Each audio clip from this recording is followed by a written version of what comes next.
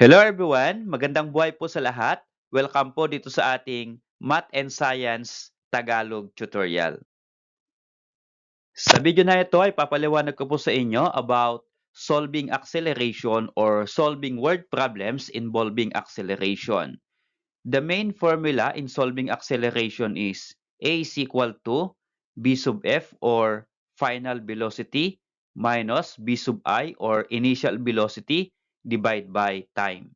Notice here sa ating formula, there are four variables. We have A, B sub F, B sub I, and T.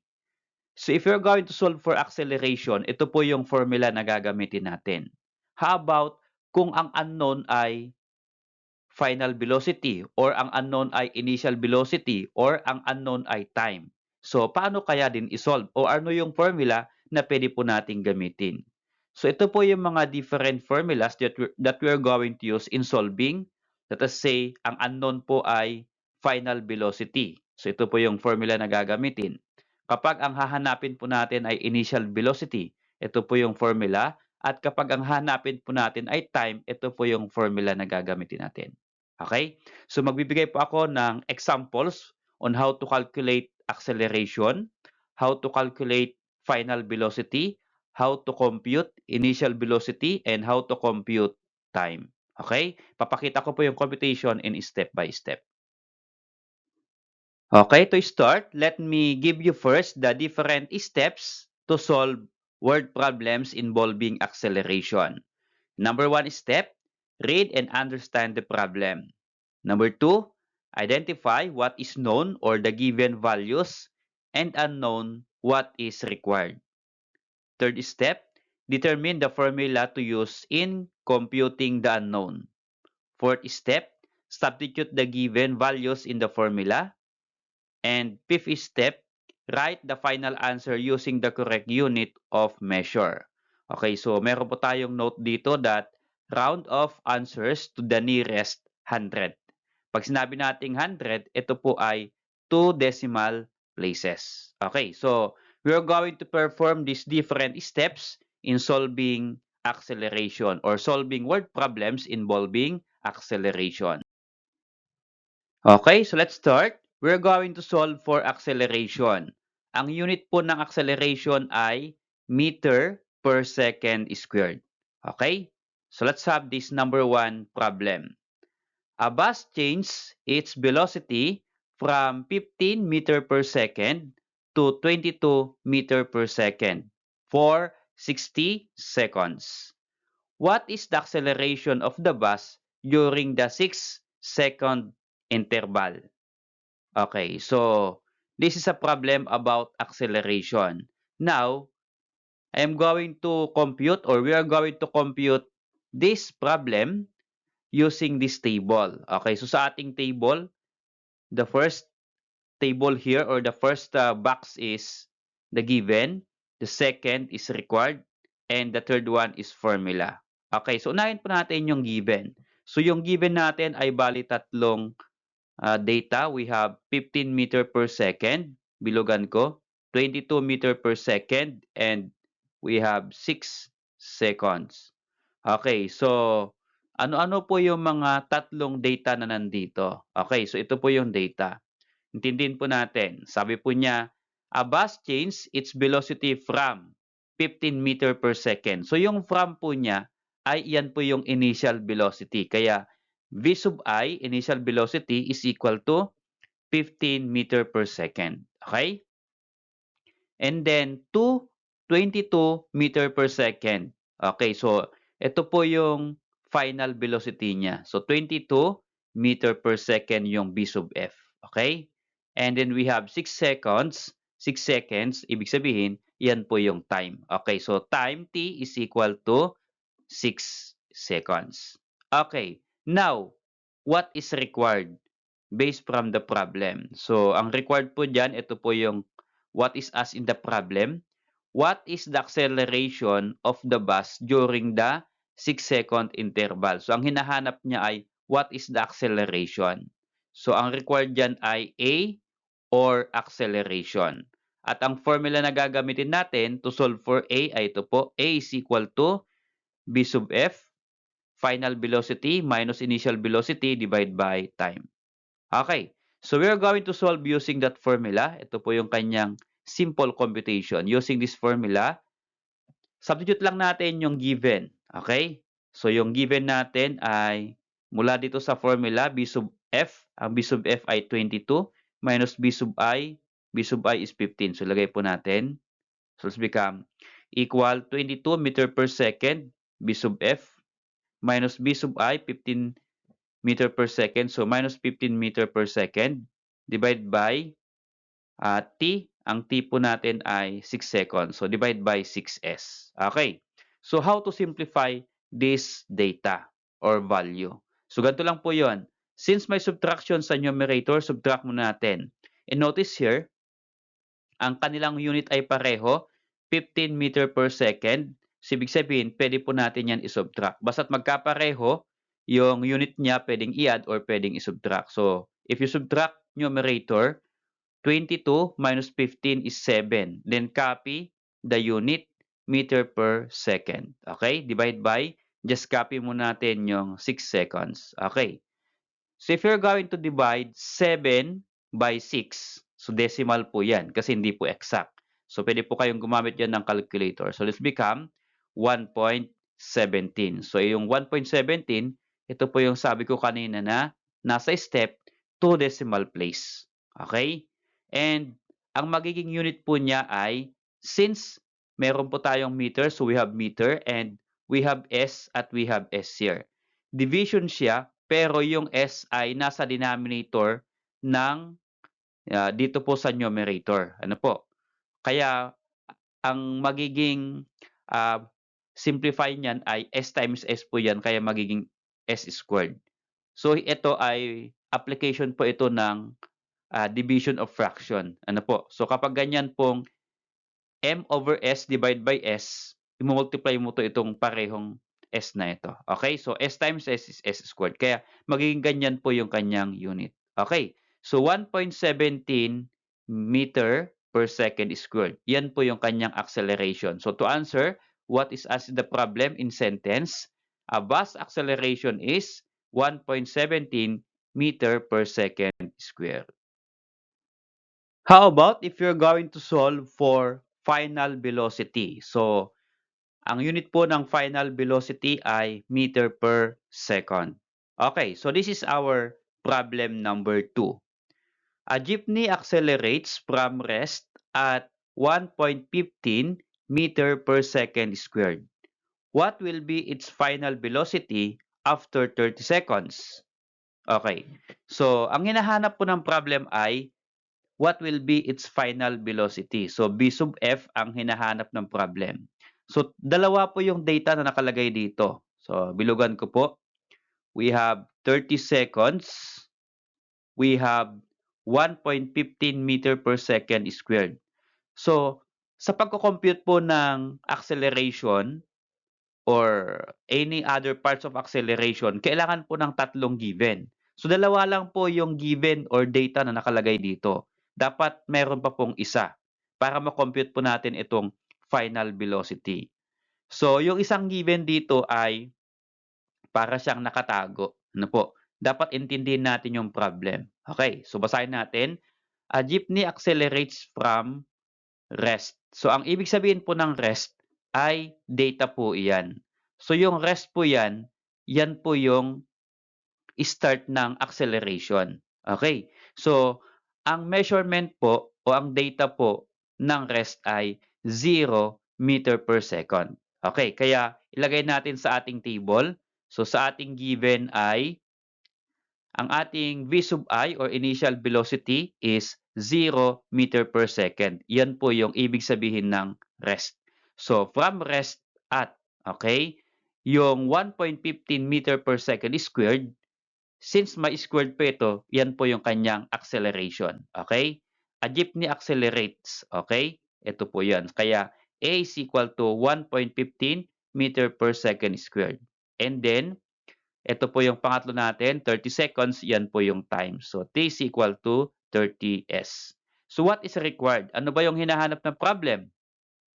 Final velocity or B sub F. Okay? So, to solve for b sub f, ito po yung formula natin.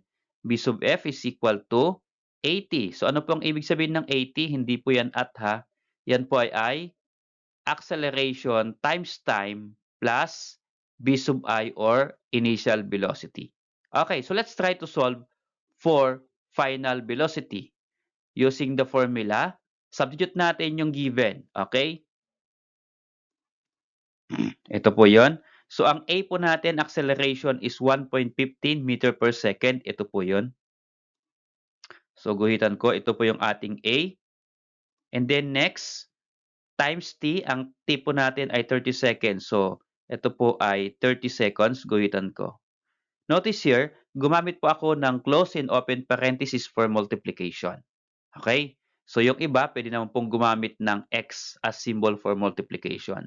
Since kayo po ay junior high school na, karaniwan pong ginagamit na ay close and open parenthesis for multiplication.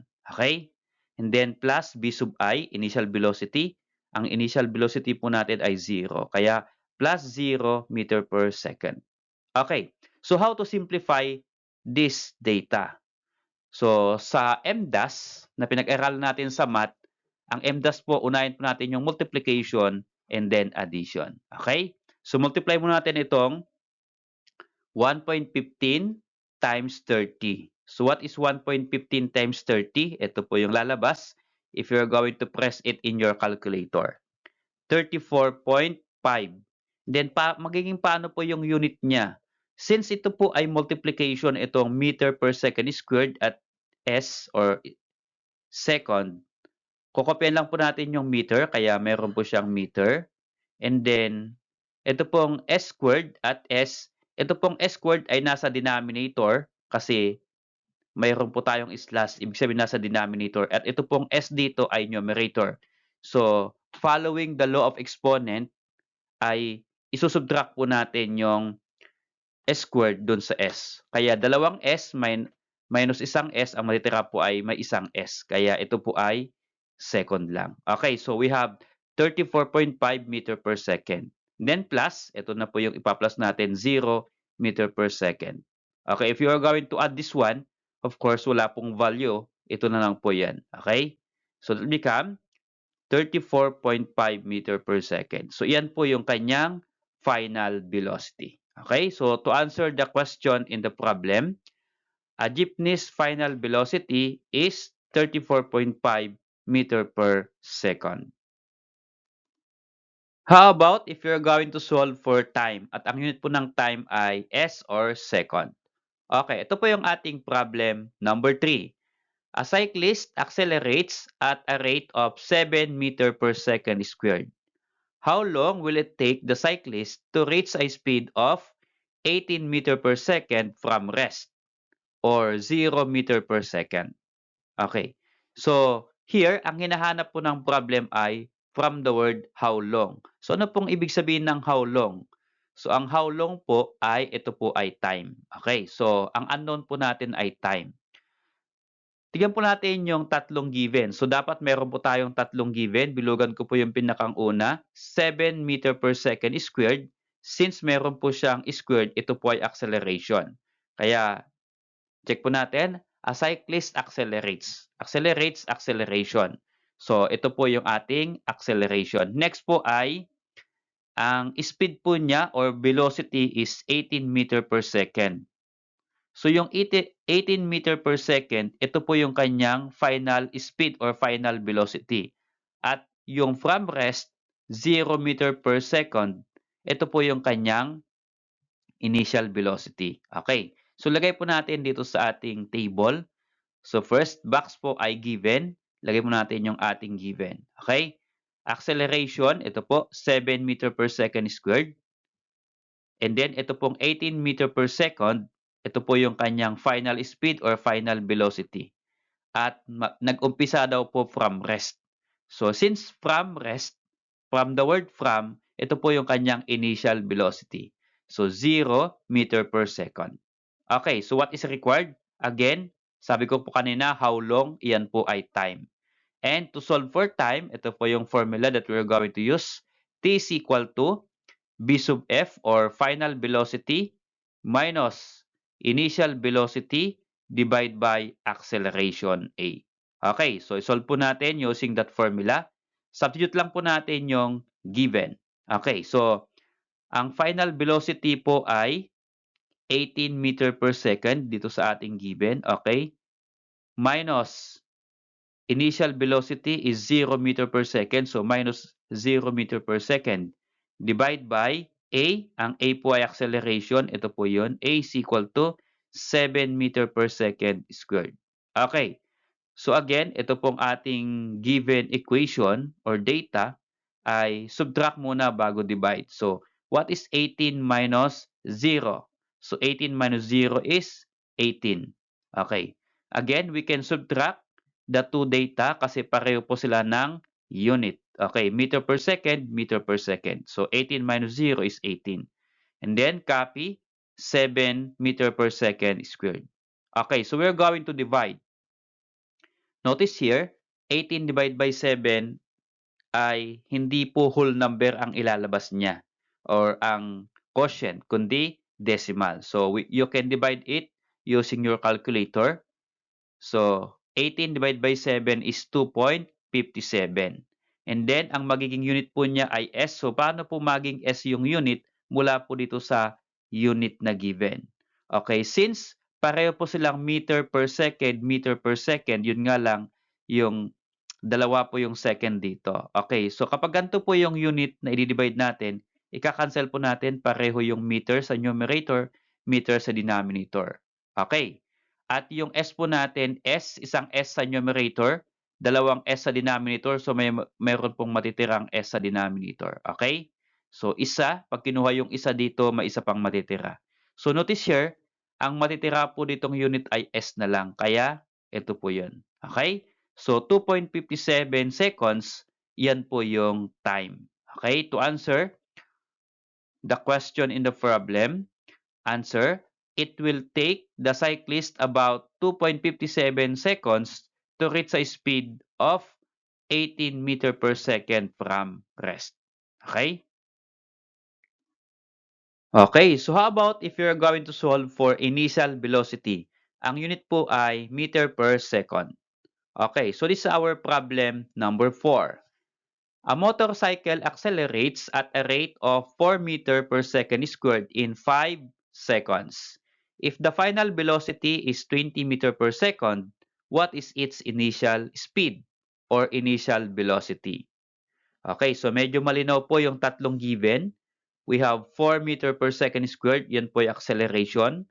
5 second, yan po yung time. At 20 meter per second, yan po yung final velocity. So, ang hahanapin po natin ay initial velocity. Okay, lagay po natin dito sa ating given. So, acceleration, 4 meter per second squared. Yung ating pong final velocity, nakalagay dito, final velocity is 20 meter per second. At ang time po natin ay 5 seconds. Okay, t is equal to 5 seconds. So, ano po yung required? Ano po yung hahanapin natin? V sub I or initial velocity. At ang formula for initial velocity ay V sub I is equal to V sub F, final velocity, minus AT or A times time. So, acceleration times time. Okay. So, we're going to solve using that formula. So, B sub I is equal to B sub F minus A times T. Substitute natin yung given. So, ang B sub F natin ay 20 meter per second. Okay, this one. Minus A times T. So, ang A po natin ay 4 meter per second squared. Okay, this one. So, guhitan ko. Okay. And then, times T. Ang T po natin ay 5 seconds. So, yan po, 5 seconds. Guhitan ko po ulit. Okay, so here, again, ang ginamit ko po for multiplication na symbol ay close and open parenthesis. Ito po yung A, ito po yung T. At yung 20 meter per second, ito po yung final velocity. So here again, bago tayo mag-subtract ay multiplication muna. Okay, multiply muna natin ito. 4 times 5. Okay, so this will become, copy muna natin itong 20 meter per second, copy, minus 4 times 5 is 20, and then meter per second squared times second. So, just copy meter, and then yung second squared, and then second. So, cancel po natin yung 1 second dito. So, ganito po yun. Cancel 1 second, 1 second, at ang matitira po dito ay yung isang S. Okay? So, we have now meter per second na unit. Okay? So, notice here, 20 meter per second minus 20 meter per second. Okay, pareho po yung data na isusubtract natin. So, what is 20 minus 20? That is equal to 0. So, 0 meter per second, yan po yung kanyang initial velocity, v sub I. Okay, so to answer what is asked in the question, what is its initial speed or initial velocity? A motorcycle's initial speed or velocity is 0 meter per second or from rest. Okay? Maraming salamat sa panonood mga anak. I hope natulungan ko kayo on how to calculate acceleration, final velocity, initial velocity, and time. At abangan po ninyo yung next discussion natin about uniform and non-uniform acceleration.